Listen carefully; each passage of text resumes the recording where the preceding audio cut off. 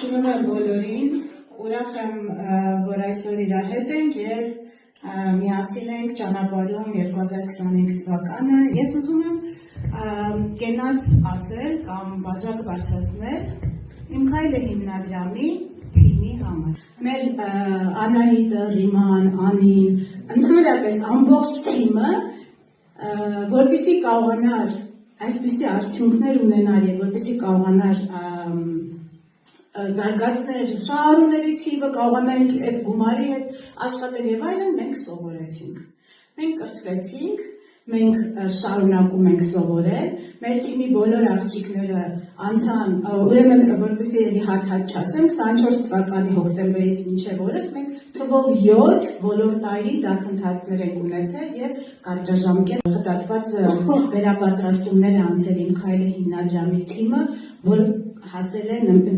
նման արդյունքների և սա դեռ ես համարում եմ մեկնարկային կետ այս թիմի և այս հիմնադրամի համար։ Այս պահին հիմնադրամի 4 աշխատակիցներ այս պահին վերապատրաստման դասընթացներ են անում Սոնան, Ունենով Սոնան, Ասիլյան, Աթաբեկյան և Անին և Լիլիան, որ այս պահին նորից սովորում է։ Լիլիան այս պահին համակարգչային հմտություններ է սովորում, Վարդուհին այս պահին սովորում է ուրեմն և հոգեբանության ֆակուլտետի մագիստրատուրա և Վարդուհին չի բավարարվել և սովորում է նաև եվրոպական համալսարանում, իսկ Լիլիան առաջիկայում եկող տարվա ընթացքում պետք է սովորի սոցիալական աշխատողի հմտություններ համալսարանում, որպեսզի դառնա պրոֆեսիոնալ սոցիալական աշխատող։ Թալինի մասին եմ ուզում ասել, Թալինը հմուտ էր որպես երկարաժամկետ բարեգործական հիմնադրամի ղեկավար, որ աշխատել էր այլ երկրում։ Բայց Թալինը այս ընթացքում լինելով մեր երկրում, Հայաստանում, լինելով մեր թիմում և զբաղեցնելով իմ քայլը հիմնադրամի տնօրենի տեղակալի պարտականությունները, աննկարագրելի մեր ճանապարհ անցավ լուր ու մուճ սովորելու, որովհետև ինքը սովորեց առնչվել մեր մշակույթին, մեր մենթալիտետին, ինքը սովորեց հաղթահարել լեզվական բարիերներ, բազմաթիվ այլ բարիերներ, որ մեզ, ինչպես գիտենք, մեզ իրարից բաժանում են։ Եվ Թալինը չէր կարող ղեկավարել թիմի իմպլեմենտացիայի աշխատանքները, եթե ինքը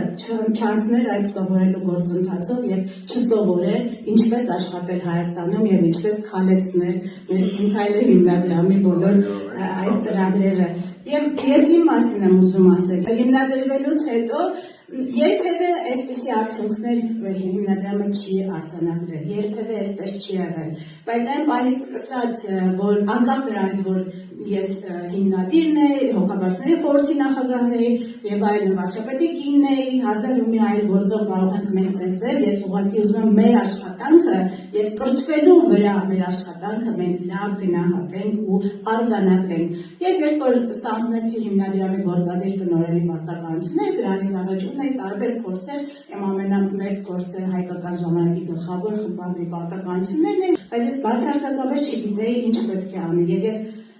դուք չնկատեցիք, թիմը դա չնկատեց, բայց ամենասկզբում ես սովորեցի, ես ինչ պետք է անեմ որպես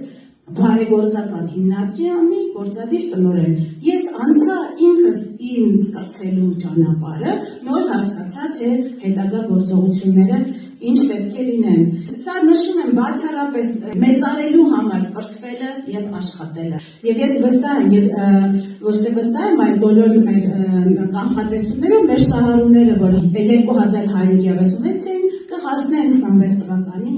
3000-ի։ Եվ ես ինչ եմ ուզում ասել, սա մարտահրավեր է, բայց մենք մեր անցած ճանապարհը տեսնելով, մենք նորից կունենանք դասընթացներ, կշարունակենք անձնական աճը, մասնագիտական աճը, կշարունակենք կրթվել, և ես վստահ եմ, որ 2026 թվականի ավարտին ես հերթական այս ելույթը կունենամ և կխոսեմ մեր արած աշխատանքի մասին։ Ես ուզում եմ մեր թիմին ասել շնորհակալություն։ Շնորհակալություն ինչի, որովհետև գաղափարը միշտ նետվում է, բայց միշտ չի, որ գաղափարը մարդիկ կրում են իրենց վրա։ Այս թիմը ապացույցն է նրա, որ նախ շնորհակալ եմ ձեզ այդ գաղափարը ընդունելու համար, շնորհակալ եմ ձեզ անձնական օրինակի համար, շնորհակալ եմ ապացույց դառնալու, թե ինչքան կարևոր է անձնական աճը, մասնագիտական աճը, և ես ուզում եմ ասել, ես տեսնում եմ, ուզում եմ ձեզանից նաև հավաստում ստանալ, որ դա նաև երջանկացրել է ձեզանից յուրաքանչյուրին, ինձ երջանկացնում է, բայց կրթվելու process-ը եւ աշխատանքի արդյունքը,